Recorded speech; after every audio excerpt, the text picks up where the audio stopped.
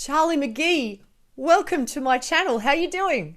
G'day, I'm pretty good back here in sunny WA, Oh, where where are you? I'm in southwest corner in Pemberton, where I grew up on the piece of land that my dad bought 30 years ago, and we've since, spent quite a while turning into a little piece of permaculture paradise. See the composting dunny in the background here. So this is where it all happens. Absolutely. Now, you and I are probably from the absolute opposite ends of the nature spectrum. I grew up in a city. I'm afraid of moths. I live in an apartment.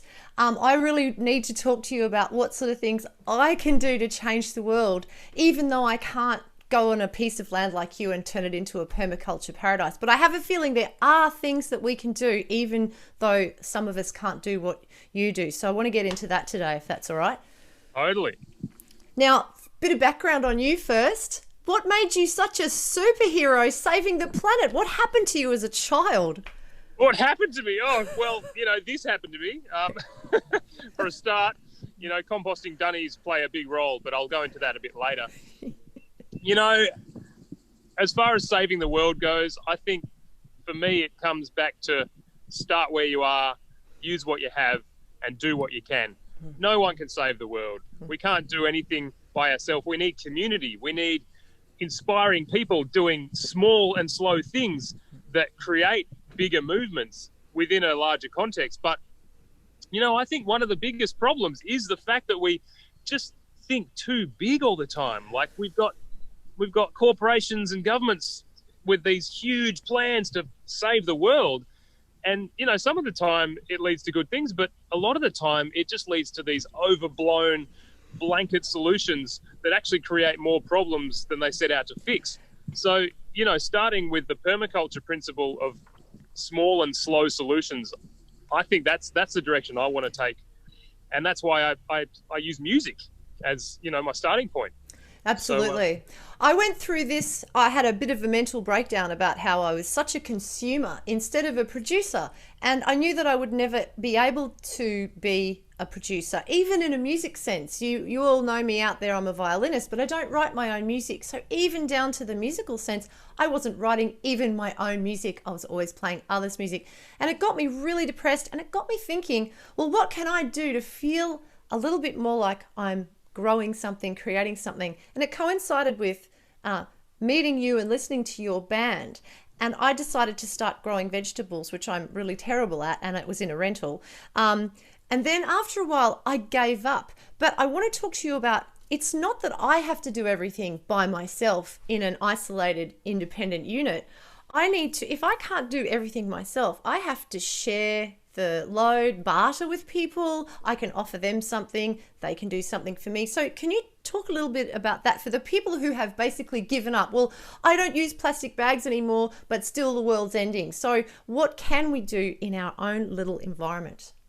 Yeah, look, you're absolutely right. And for me, when I kind of got to that stage of like, what am I doing? What can I do? Music's not going to save the world. I actually quit my job as a musician. Not that, anyone sees that as a job in our society, but, I was making a living playing gigs up and down the coast and doing tours and shows just, in pubs to people who would be going out on a Saturday night having a good time. And I just got to a point where I was like, what is this achieving? Like, some people are having a good time, but then they're just getting blotto and forgetting that they even went there. So I'm like, how is this changing the world? And I thought, well, I need to do something different.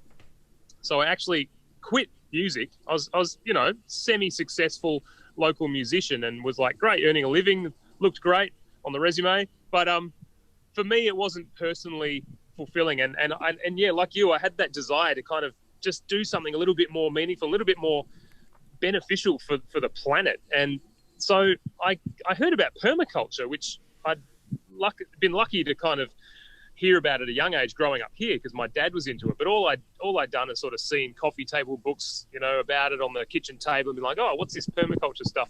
But I was never really that interested. I just took all this for granted. And when I was in the city, seeing the excess and the waste and the crazy rat race and just people, living these sort of, really hard lives and slogging it out for not a lot, just to pay the mortgage or just to eat. I thought, wow, there's maybe something more going on here, you know, where I've come from. And so growing up in the Southwest really paved the way to me deciding to actually go and study permaculture, because I was lucky enough to know what it was. And then I went out being like, all right, I'm going to go learn how to grow food and make compost and be self-sufficient, and I've got to be a gardener or a farmer, and like that's what the world needs, right? So I went out and was all like frothing to learn about growing veggies and growing food forests and doing epic stuff on the land. But what I came out of it with was totally unexpected, because what it taught me, the biggest take-home message I got from it was exactly that: start where you are, use what you have, do what you can. It was to use the skills I already had, which in my case was, one of them was music, to actually use that as a starting point to then make change. And so I ended up, after doing my permaculture design course, not being a breakthrough gardener or compost maker or, you know, genius on soil science or, you know, amazing landscape design.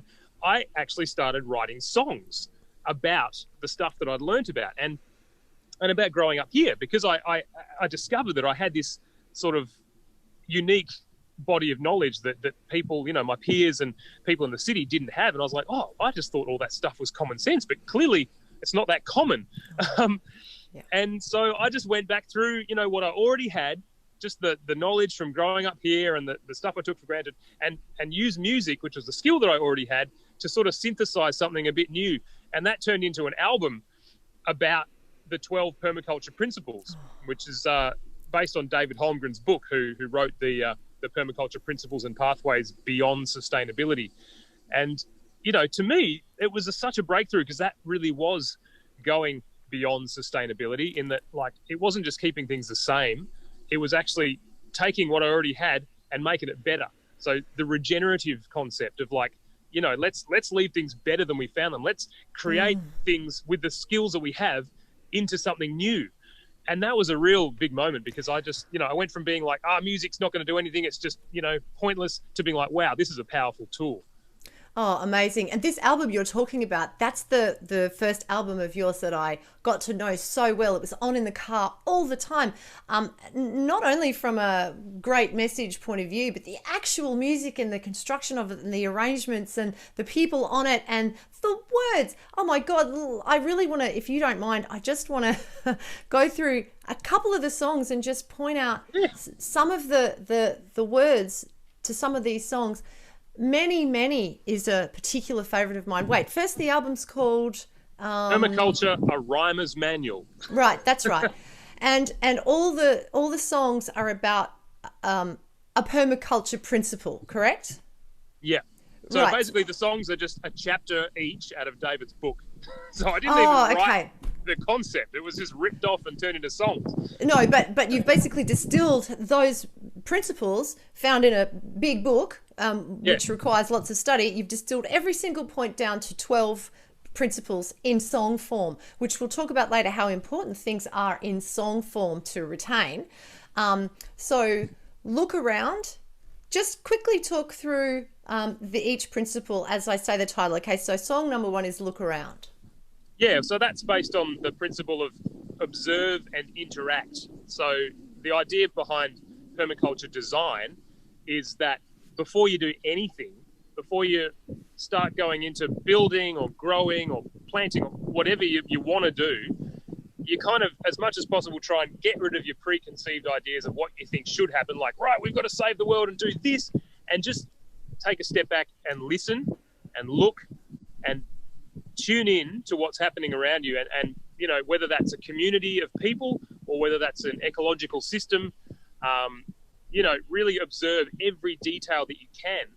And Bill Mollison, who's the co-originator of the permaculture concept, along with David Holmgren, reckoned that if you're starting out on a piece of land, say, you know, moving to a block somewhere and you want to build or start a permaculture system, he recommended not doing anything for a whole year and just observing the sun and the seasons and the weather. Now, not everyone has the luxury of just being able to sit around with nowhere to live or eat for a year. So, you know, that's kind of a bit of a guideline, but that just kind of hammers home the point that we need to spend more time observing and less time just charging in and trying to fix stuff. Yeah, You know, and because, that goes with also the principle of the 19th century European principle is to dominate the land, and that comes from our religious Exactly. background too, is that God has given Yeah. us this land to dominate and to use as we need, and that's okay for a population that's kind of low. But now, yeah, so what we don't want to do is throw the baby out with the bath water. We have to see what we have now and try and modify it to make it better, right? Yeah, and when you do that, you realize, like, this is where I found, is the best place to move from that scarcity mentality. They're like, I'm starting with nothing. That means I have nothing. Yeah. I must get things and, like, make money or hoard stuff, or, right now we're in WA, we're getting the old panic buying happening because, it's the first lockdown in a few months. But, it moves you from that scarcity mentality into the abundance mentality of like, look, that's something we've got. Oh, there's another thing we've got. Look, everything I need is actually right here. Yeah, absolutely. And I don't have to start from scratch because I can work with what I've got. Yes, So and you can and you can probably ask your neighbours for a bit of advice. How have they been doing it? So turn it into more of a community-minded thing as well. Exactly. Yeah, so that's observe and interact. Yeah. Number 2, energy. Energy, that was on the principle catch and store energy. That's about, again, making the most of what we have, but saving some of that for later on. It's basically making the most of what we call resources. And I have a little bit of an issue with this word resources because in Western cultures, in our dominant culture, we see resources as something that's for our exclusive use, for our benefit. And permaculture is more about finding relationships. So the idea of a resource in a lot of traditional cultures and indigenous cultures is actually one of equal relationship and of friendship. So, I think a lot of Native American cultures refer to what we call resources as their friends. And, when you sort of change that little way of thinking, it gives you a whole different perspective. And catching and storing energy isn't like, okay, I've got to go and take that energy. I've got to go and mine that mineral. I've got to go and, grab that water. It's like, okay, I'll engage in a relationship with these sources of energy that give me food and provide for my needs and find a way to give back. So is it more like saving seeds rather than digging coal out of the ground? Yeah. Yeah, that's a perfect example. That the energy in a seed, it's a tiny seed. There's such a tiny amount of energy, but the potential energy in that is huge. You think about, an acorn growing into a few thousand-year-old oak tree, like providing for all those needs, from shade to oxygen to, water retention. Like the benefits are just incalculable. Beautiful. But recognizing those energy sources and obtaining, and saving them for later on so that we don't have to kind of dip into our reserves. Which ties in nicely with number 3, yield. I'm beginning to think that this song list has a particular order for a particular reason. Would that be right?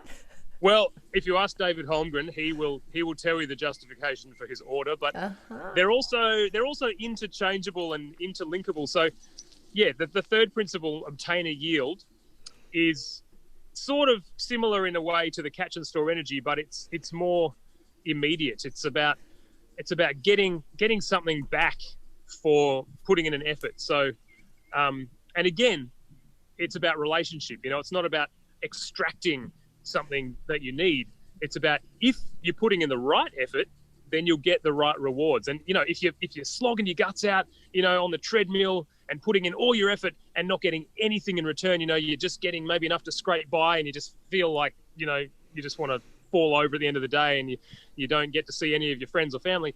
Maybe it's worth looking at the kind of effort that's being put in, and maybe there's another way where you don't have to put in as much effort, but you actually get more reward. It's about mutually beneficial rewards, I guess. Yeah, and Yield is such a beautiful song. The first verse starts, if you work all day from 9 to 5, come home feeling half alive, never see your kids and wife, then I've got news for you, blah, blah, blah. And right at the end, the song wraps up beautifully.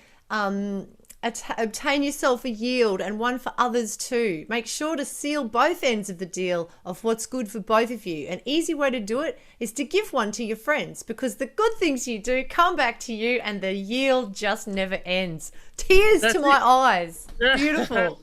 Well, that's it, you know, and again, it's that sort of idea of karma or something, you know, if you put in the right effort, what goes around comes around. So, you know, if you're building that community, if you're investing in your friends, in the soil, in the trees, in the things that are going to keep you and your community alive, then eventually it's going to benefit you. So that's the ideal in permaculture. It's the universal laws of balance, isn't it? And then the next song is called Limits, and this is a fantastic song. You've put it in the in the voice of the planet Earth, and that's just hilarious, and the film clip's just great.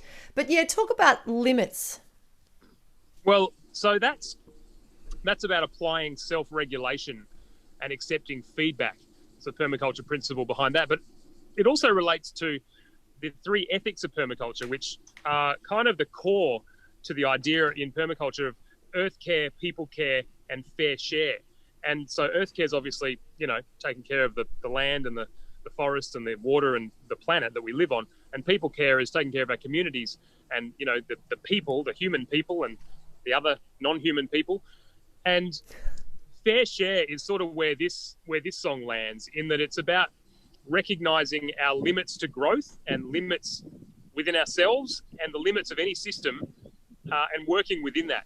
So applying self-regulation, you know, being aware of our limits and applying the limits to what we do. Yeah, so beautiful. And one of those particular limits is fossil fuels, particularly oil. I remember reading a lot, about 15 years ago, I read a lot about something called peak oil, which was the prediction that oil was going to run out sort of by now. And I know the impression that we're given is that oil is not running out, but I heard all these terrible things like the big companies are buying up all the little companies to make their reserves seem more so they keep the shareholders happy. But actually, we're really seriously running out, and the only way to get it are these terrible for the environment ways to extract it from the land, and you know, not to mention gas and fracking and all that kind of stuff that's happening now. So it's a bit late to try and squeeze all this last remaining stuff out of the earth. It's running out. So what other ways can we do it? So I'm guessing oil is about that too. We're gonna have to change the way we live. Yeah, and that ties in with the previous principle of accepting feedback and, you know, applying self-regulation, is that, you know, we need to use renewable resources and services. That's the next principle that oil is about. And, you know, of course, now we haven't just got peak oil, we've got peak everything. There's this, you know, these theories of peak everything that are coming out, where it's not just peak oil, it's peak phosphorus, it's peak copper, it's peak, you know, peak industrialization. Peak fish. And the idea, you know, this is where the change in thinking needs to occur from the infinite growth economy, yes, of humans as this, like, you know, sort of capitalist growth system, to one of a steady state economy. And David Holmgren talks a lot about steady state economy and the work of, like, Howard Odum in embodied energy, and coming to a point where we no longer need to extract in order for infinite growth, but we need to come to a steady state, which ties into working within those limits and using renewable resources and services. Now, the idea of a renewable service isn't, you know, it's a little bit more my vibe than the renewable resource, because, again, that idea of a resource is something to extract. Now, in permaculture, you know, it's a bit more of a relationship, but a renewable service is something that whatever it is that you're working with just does naturally. So, you know, this tree behind me here, you know, a renewable resource could be seen as, well, if I cut that tree down and get a bunch of wood, then I've got timber, and okay, I can plant another tree and then we get more timber. Great. But a renewable service is the shade that it's giving me now on this 30-something degree day. You know, it's a living air conditioner, and it doesn't have to do anything except be a tree for it to provide that renewable service. So the idea of passive solar design, you know, facing your house towards the sun, whichever hemisphere you're in. Down here, of course, it's the north. You know, basic things we can do to make use of the energies that just happen every single day on the planet for our benefit. so that we don't have to keep extracting fossil fuels and things that are just not going to be around for much longer. Yeah, absolutely. So we're halfway through this album and already it's like, whoa, big changes have to happen. But actually, these things will make sense to us all. I know a lot of people who are starting to do more op shopping. They're really concerned with the infrastructure of recycling. They don't want plastic bags in supermarkets anymore. People are really becoming very worried and pushy about what they want, government to do. But as you said before, though, there are things that government needs to do. That's what I said. But you're saying we need to do a certain amount ourselves. And so the next song is No Such Thing as Waste. So we have to rethink, well, does it mean we have to rethink every item in our house? We have to reuse everything? Explain No Such Thing as Waste. Well, yeah, like if you think about the embodied energy in something like, that cup or something that's been manufactured, it's way more than just the materials that it's made from, right? It's everything. It's all the energy that went into making it. It's the power that was used in the factory to kind of run the machines. It's the extraction of whatever minerals that led to making it. It's this huge system, and there's a lot of talk about donut economics now, or like cyclical economics, where instead of a straight line from production to throwing it away, we have this complete loop where everything in the process of manufacture and creation comes back to feed into itself again. So there is no waste. Now, definitely, governments and corporations need to get their act together and do stuff on a grand scale, because that's where most of the damage is being done. But on a home scale, for those of us who don't operate on that level, there are so many simple home scale things to do. And my favorite one, again, I'm coming back to the composting dunny. I'm sorry. I have an obsession. I've been obsessed with composting dunnies my whole life, and I'm not about to stop now. But our song, Dad's Dunny, which is about, this very thing here, My Dad's Dunny Doesn't Flush, is a call to especially in this climate where we're running out of water. Australia is like a sunburnt country. There's drought, there's fires, there's, such volatile weather. There's simple ways that we can stop wasting water by flushing it down the bloody loo. Like drinkable water is 20 litres or more is flushed down the toilet every time you press the button. And out here, that can be used for fertilizer on the garden, on the fruit trees. I mean, we have a system that uses compost and worms to process all of our waste, all of our human waste, so that we can put it back into growing the food that we eventually eat. Now, our culture has this stigma around there, like, growing food with your own human waste. But farmers have been doing that for centuries. The Chinese used to collect the night soil in Perth and use it on the market gardens. So it's a fact of life. And the more we become comfortable with the facts of life, the more we can use them to our own benefit. So, radical stuff like that, as well as just reusing things, going to op shops, not buying anything new, and finding ways to upcycle, get something broken and turn it into something more awesome. I've got a bunch of waistcoats made out of old tea towels. Super funky use of like an old thrown out tea towel. I've seen them. So many ways. Yeah. So patterns has to do with observing, just like point one, or what's patterns all about? Yeah. So patterns is a tricky one. That's probably one of the more convoluted concepts in permaculture. But the idea is that in nature, there are so many patterns that emerge that, all we have to do to see them is to observe. And then once we start observing those patterns, we can work with them. And that's kind of, whether you want to call it the laws of nature or, of biology or whatever, like everything on the planet is kind of arranged in a bit of a logical order. And sometimes with our own sort of human agendas, we miss that.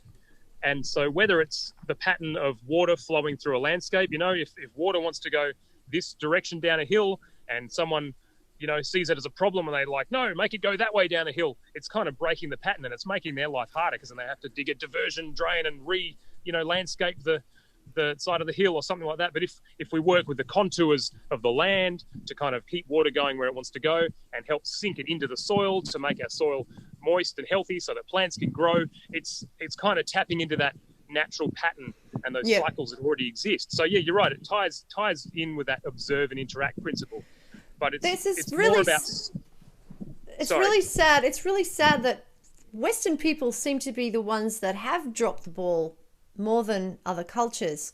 I mean, I have a whole bunch of Italian friends whose parents brought, their families to Australia, but they still grow stuff in their garden, no matter where they live. They have a deep connection to the land. I think we've dropped the ball on that, believing that because we have such imagination and such consciousness and such creativity that we are somehow separate from nature. I think that's a really dangerous philosophy for us, because if we're separate from nature, we're separate from our physicality and from our earthiness and from our connection to the earth and to other humans. We think we're separate from it so we can dominate it and we can control it. So that's a sort of mentality that I think we should, as Western people, really try and analyze and just notice that that's what we do. We think we're separate from it, but everything we do affects everything else, the butterfly effect, Yeah, and, I have the feeling that that's a result of us losing connection with our patterns of culture and being boat people from Europe, 200 odd years ago. White fellas in Australia have lost that connection to our traditional roots. And so we've taken on the role of colonizer and extractor and, sort of applying this concept of what we think should be in a landscape. Whereas if we were more connected to our own ancestors and our own roots, we might be more inclined to listen to the ancestors and the roots of this place and to work in with those patterns of traditional knowledge. And I think that's a great point you make. It's like that really is what needs to change. We need to sort of get rid of the hubris that we are better than nature or better absolutely. than these people or those people. Like, we are no better than anyone. Yeah. Mal Webb and Kylie Morgan song, I'm no better than anyone, nobody's better than me. It's like, that should be the mantra, Yeah. Shout out to Mal and Kylie, by the way. You guys are awesome. Yeah. Look, I really want people to listen to this whole album. We won't go through the rest of the songs there. Well, actually, there is another one I want to talk about. We're halfway there. Yeah, sure.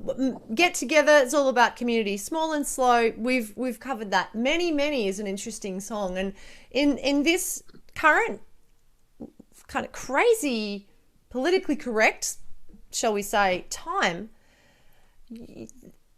We're accused always of... Well, anyway, I'm just going to read the first verse of this song. If you mix every colour under the sun, in time you'll find that you just have one. Better give them all a chance to shine, because otherwise you'll end up with the same thing. It's a delicate balancing act, and that applies to you and me, because the only way we stay intact is with a big fat dose of diversity. Now, I know you're talking about the land, and you're talking about growing things, and you're talking about permaculture, but this absolutely applies politically and culturally. I know a lot of people would just want everyone to be equal, and so do I, but we can't mistake that for sameness and mixing everything up together. So I appreciate this song on a political level, actually. Do you get that as well, or was this just absolutely all about... Well, actually, that song was about people. Oh. I wrote it after teaching on a permaculture design course, and there were 3 teachers, and we all had very different teaching styles. And we came to a point where, we had a few disagreements, and one teacher wanted to teach this way, another teacher wanted to teach that way. And I was just kind of the weird ukulele guy. I don't quite know where I fit in, but I observed this sort of, head-butting and tension. And I asked a few of the students, what they thought, not subtly, how they were finding the course. And a lot of them said, it's great. Oh, I love it how so-and-so teaches like this and so-and-so teaches like that. But I'm more of this person, so I really get a lot out of that. But it's really challenging me to try it like that. And other people are like, oh, I love it how so-and-so teaches like that. I wish, I just wish there were more people doing it like that. I struggle with that way, but it's really good to tie it together.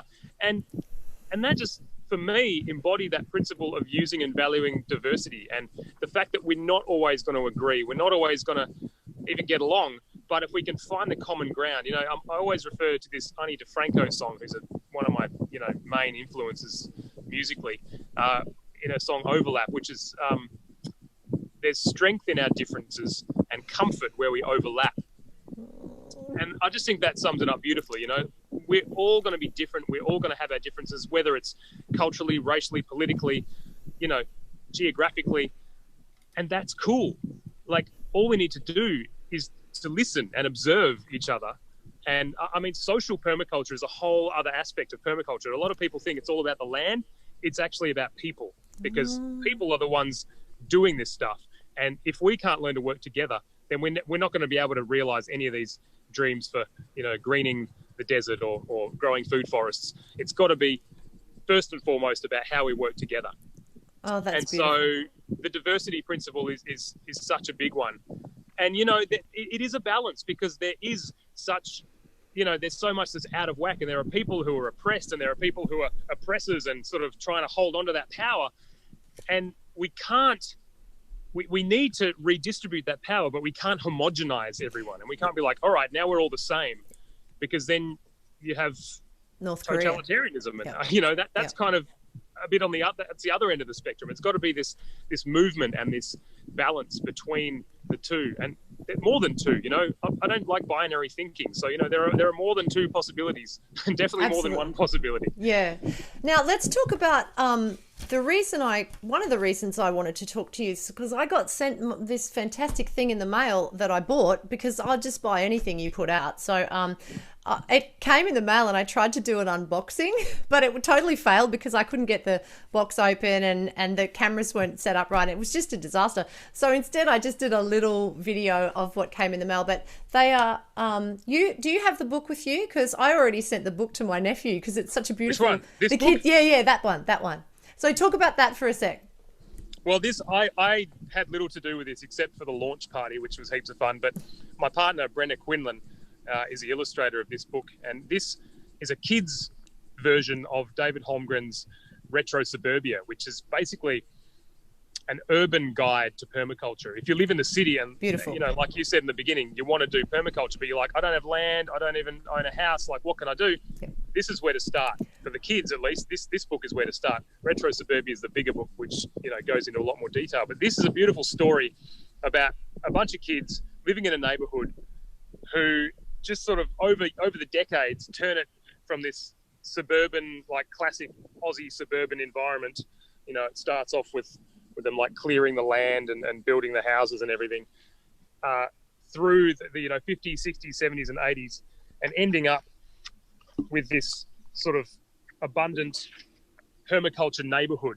Oh. And then the final kid in, I think, 2030 something is walking between the houses, harvesting her own food from the veggies, playing with the chickens and the goats. And there's everything from like the design of the blocks and what's happening, in people's back and front yards, to the experiences of the kids and how they've grown up over the years and then learnt from each other. And it's a beautiful story. Wow. It's by David Holmgren and Beck Lowe. This is not a pipe dream. This is serious. And just go on. This is available at retrosuburbia.com, right? That's how we buy this. Yeah. Yep. And the grown-up book was called... Retro Suburbia. That was called Retro Suburbia. What else came in the mail, which was absolutely divine, were permaculture action cards. Now I'm obsessed with cards. Yeah. So Adventure Time was a cartoon that I really got into when Oscar was younger. I don't know if you've seen Adventure Time. I loved Adventure Time. Do you know they released cards? Really? Yeah, an action game cards, and they're bigger than this, and they're absolutely beautiful, right? So when I found out you guys had made cards, so these are permaculture action cards, and basically on one side is a picture that the beautiful Brenna has made, and on the other side is somehow a line from your song. Not really, but you've engineered all of these A few of them are from songs, some of them are songs that haven't been written yet. Yeah. Right, exactly. So this one says, "Your chewed trash is another's food stash."